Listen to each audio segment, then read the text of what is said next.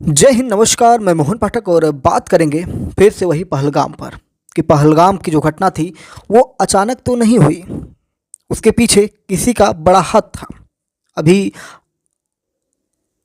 पार्थिव शरीर अपने अपने निज धाम भी नहीं पहुंचे हैं और अब भारत सरकार कार्रवाई के लिए बैठक पर बैठक कर रही है। अजीत डोभाल जो एनएसए हैं, प्रधानमंत्री नरेंद्र मोदी हैं, गृह मंत्री अमित शाह हैं और भी जो भी सेना के प्रमुख हैं, राष्ट्रपति हैं और साथ में जो भी इससे संबंधित लोग हैं, जो जिम्मेदार लोग हैं, वो लोग अब इस पर अपना क्या प्रतिक्रिया देते हैं आने वाले कुछ दिनों में पता चलेगा।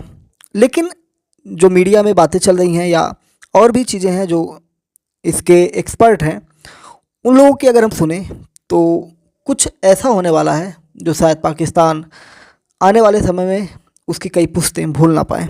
ऐसी बातें की जा रही हैं। खैर, बार बार यही होता है, पाकिस्तान कुछ करता है, भारत कुछ करता है, फिर उसके बाद मामला दब जाता है और देश में तनाव बना रहता है। सब मिला जुला कर कश्मीर की वादियों में पर्यटन जैसे ही शुरुआत हुई, क्योंकि अभी यही मौसम शुरू हो रहा है पर्यटन का, और पर्यटन के मौसम शुरू होने से पहले ही ऐसी एक नापाक साजिश हो गई जिससे पूरा का पूरा इकॉनमी ध्वस्त हो गया। साथ ही साथ रिलीजन विवाद यानी कि धार्मिक विवाद भी, उन्माद भी फैला, क्योंकि वहाँ पे जिस प्रकार से कृत्य किए गए, धर्म के आधार पर लोगों को मारा गया, पैंट उतरवाई गई, कलमा पढ़वाया गया, नहीं पढ़ पाने पर गोली मारी। मतलब ये सारी चीज़ें जो थी कहीं ना कहीं हृदय विदारक रहीं।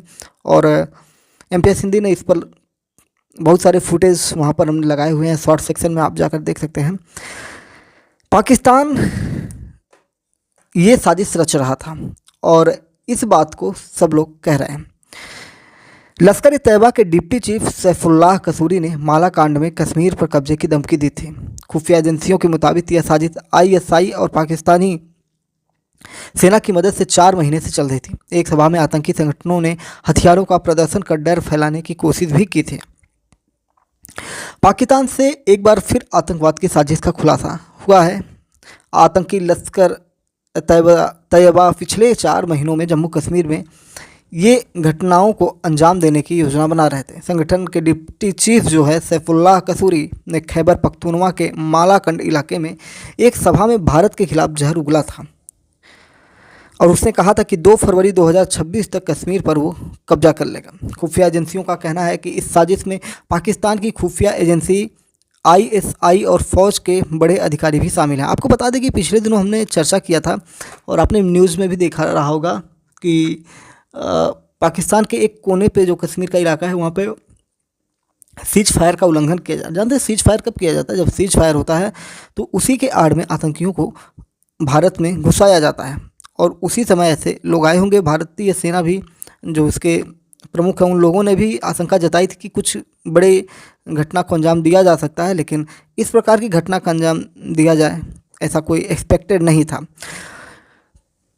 फरवरी 2025 में एक वीडियो भी सामने आया था। सैफुल्लाह कसूरी को मालाकांड में आतंकवादियों की सभा को संबोधित करते हुए देखा गया था और इस सभा में कसूरी ने भारत के खिलाफ जो बातें कही थी वो मैंने आपको बताई कि 2026 तक ये कश्मीर में कुछ बड़ा करने की योजना बना रहे थे। मुजाहिदीन आने वाले दिनों में हमले तेज करेंगे और हमें उम्मीद है कि 2026 तक कश्मीर आज़ाद हो जाएगा। इस सभा में लश्कर ए तैयबा के साथ साथ अन्य आतंकी संगठन के लोग भी मौजूद थे। खुफिया एजेंसियों ने जो रिपोर्ट्स बताई है उसका अगर हम माने तो कसूरी के इस वीडियो और बयानों के बाद ये साफ हो गया है कि लश्कर ए तैयबा पिछले 4 महीनों से कश्मीर में बड़े आतंकी हमलों को अंजाम देने के लिए साजिश रच रहा था। एजेंसियां ये कहती हैं कि साजिश को अंजाम देने के लिए आतंकी संगठन को पाकिस्तान की खुफिया एजेंसियों द्वारा सहयोग मिला है। फौज के वरिष्ठ अधिकारियों का पूरा साथ मिल रहा था। सभा का आयोजन भी आईएसआई और पाकिस्तानी सेना के इशारे पर किया गया था। इनके द्वारा जो मीटिंग की गई थी, इससे सभा के पीछे 2 बड़े मकसद थे। पहला, खैबर पख्तूनवा के लोगों को ये संदेश देना कि वे पाकिस्तान से आज़ादी की कोशिश न करें। दूसरा, स्थानीय लोगों को ये दिखाना कि लश्कर और अन्य आतंकी संगठन मिलकर कश्मीर पर कब्जा करने की योजना भी बना रहे हैं। मीटिंग में आतंकवादियों ने अपने हथियारों का भी खुलकर प्रदर्शन किया था ताकि लोगों में डर पैदा हो और उनकी ताकत का एहसास भी हो। ये कोई पहली बार नहीं था जब पाकिस्तान का आतंकवाद के साथ गठजोड़ सामने आया हो। लश्कर की सभा को न केवल आईएसआई का समर्थन था बल्कि पाकिस्तानी फौज के बड़े अधिकारी भी इसके पीछे थे। ये सबा और कसूरी के बयान इस बात का सबूत है कि पाकिस्तान आतंकवाद को बढ़ावा देने में कोई कसर नहीं छोड़ रहा है और इसकी वजह से आपने देखा कि भारत में कितना बड़ा कांड हो गया। कल जब ये घटना घटी तो उसके बाद प्रधानमंत्री नरेंद्र मोदी ने अपनी सऊदी अरब यात्रा को बीच में ही रोककर भारत लौटने का फैसला किया। विशेष रूप से प्रधानमंत्री मोदी ने वापसी के दौरान पाकिस्तानी हवाई क्षेत्र का इस्तेमाल नहीं किया, जो दिखाता है कि भारत इस हमले के लिए पाकिस्तान को जिम्मेदार मान रहा है। फ्लाइट रडार डेटा के मुताबिक जब प्रधानमंत्री मोदी अपनी 2 दिवसीय सऊदी अरब यात्रा के लिए भारत से जेद्दा गए थे तब एयर इंडिया 1 ने पाकिस्तान एयर स्पेस का इस्तेमाल किया था।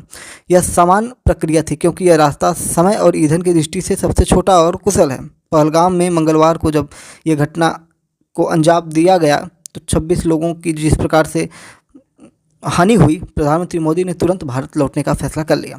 इस बार एयर इंडिया 1 ने सऊदी अरब से ओमान के हवाई क्षेत्र और फिर अरब सागर के रास्ते भारत में प्रवेश किया। भारतीय प्रधानमंत्री के विमान ने पाकिस्तानी एयर स्पेस को पूरी तरह से नज़रअंदाज कर दिया और इससे पाकिस्तान को सीधा संदेश चला गया।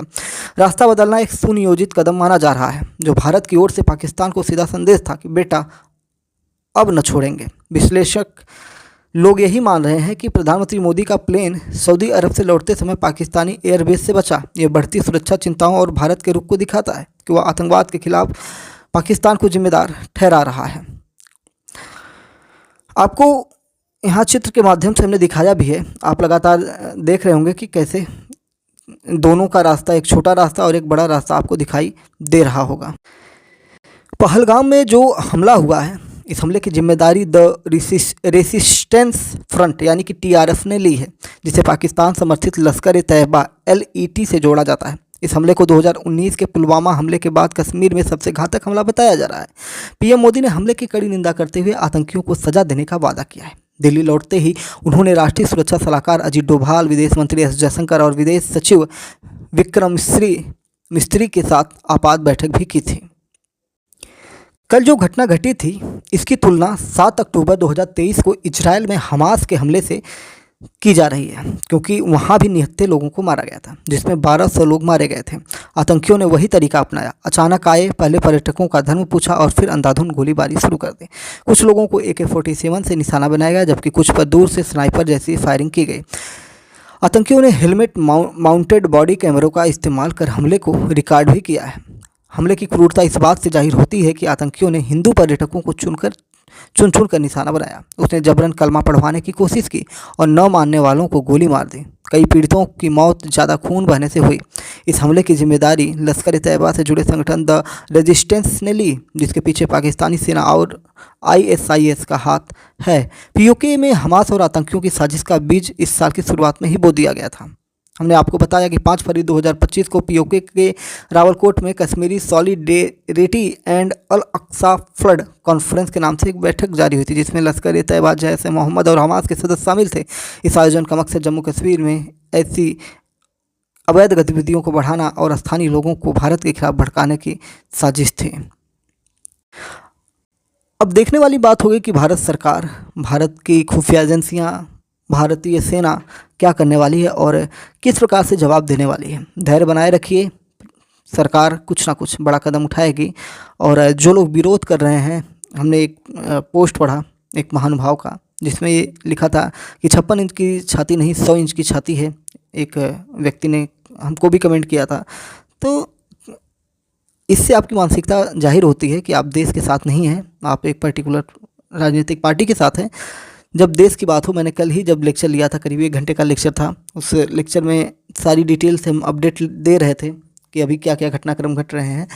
उसमें भी हमने बताया था कि जब भी कुछ ऐसी घटनाएं घटे तो आपको अपने देश के मुखिया के साथ खड़ा होना चाहिए, चाहे आपका राजनीतिक उनसे द्वेष हो या उनसे मतभेद हो।